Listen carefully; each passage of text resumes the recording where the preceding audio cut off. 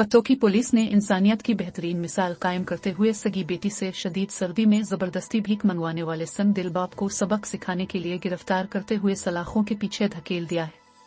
तफसीलात के मुताबिक आरपीओ मिर्जा फारान बेग ने बच्ची के साथ होने वाले जुल्म की इत्तला मिलने पर फौरी पुलिस को कार्रवाई का हुक्म जारी किया।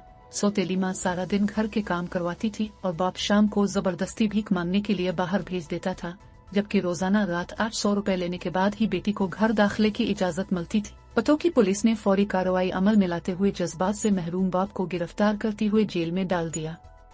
डीपीओ कसूर का कहना था कि इब्तिदाई तफ्तीश में पुलिस को इंसानियत सोज इंकिशाफात सुनने के मिले। सगी मां को बाप ने तलाक देकर घर से निकाल दिया और बेटियों को छीन लिया, जबकि एक बेटी को लाहौर में मुलाजिम रखवा दिया और दूसरी बेटी से भीख शुरू करवा दी।